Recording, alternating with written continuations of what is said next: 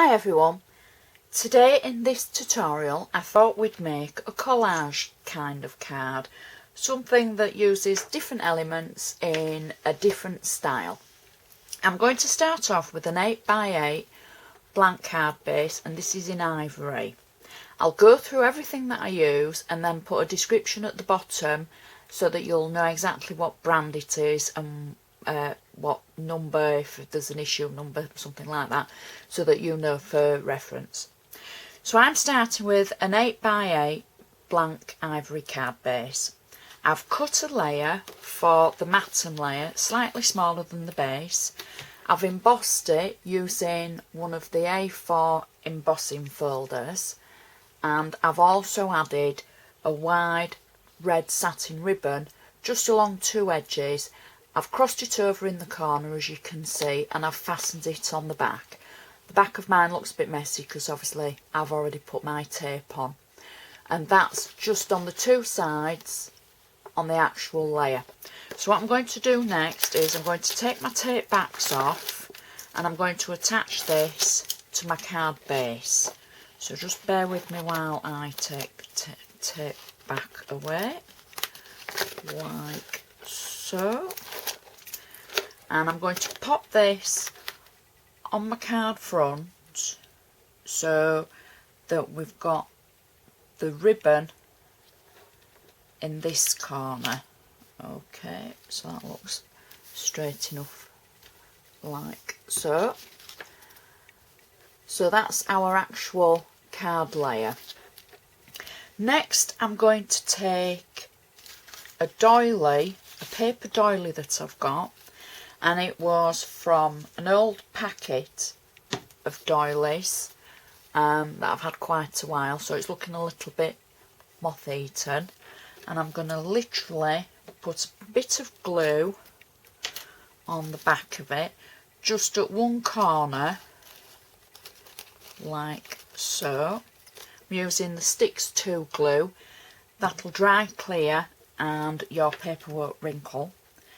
And I'm just going to pop the doily just off the edge of the ribbon in the corner, like so.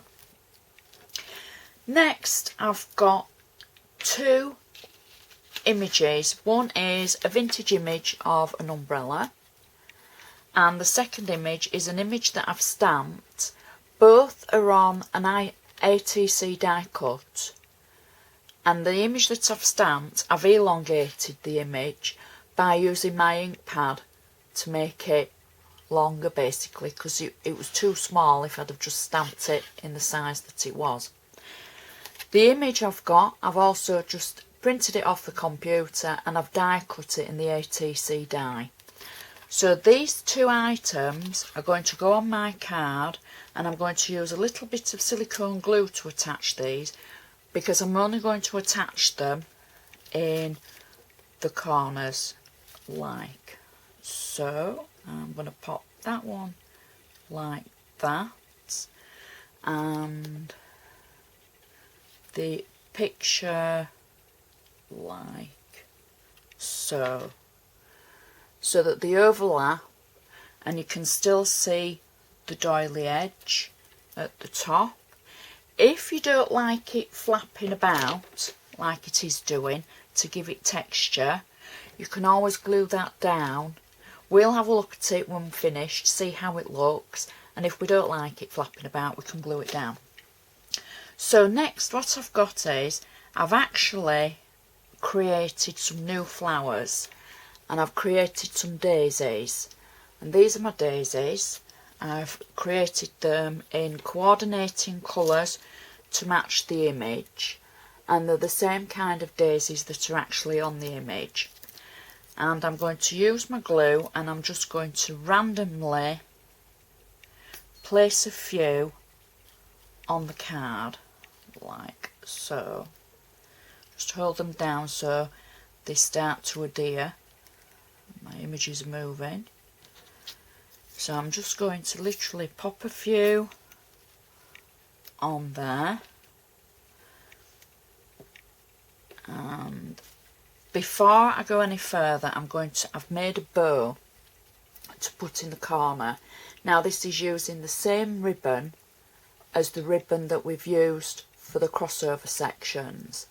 I'm going to attach that to the corner of my card because I want flowers underneath it and underneath the little bow section, so that it looks as though it's all part and parcel of the card and I haven't just stuck it on at the end. So that's our bow, and then we're going to keep going with our daisies, and we're going to just randomly place them onto the card, not taking a lot of thought into where we're going to put them.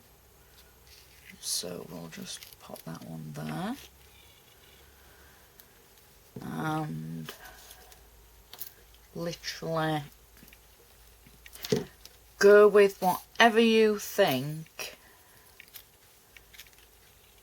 and you like. There's no hard or fast rules, and we're just literally popping them onto the card to embellish it. So I'll just pop the last one there. And then next, what I've got some blue flowers, because there's a little bit of blue in the daisies, and I'm going to randomly add the little blue flowers. Now these are made from the hydrangea punch, the Martha Stewart hydrangea punch, and I punched 3 out, and then I glue them together petal to petal and literally scrunch them up, and so they're a little bunch of flowers, as it were, like so. And they're great for embellishments. Add the glue on the back and then obviously just pop them in place. I've got a couple more of those to go on, because you can never have too many flowers. If you don't want as many, you know, you don't have to pop them all on, and you might find that you prefer to do roses, or you'd prefer daffodils. So I'm just using these because I think they're really pretty and they tone in with the flowers on the actual image. So I'll just pop the last one on like so, pop that one in the middle.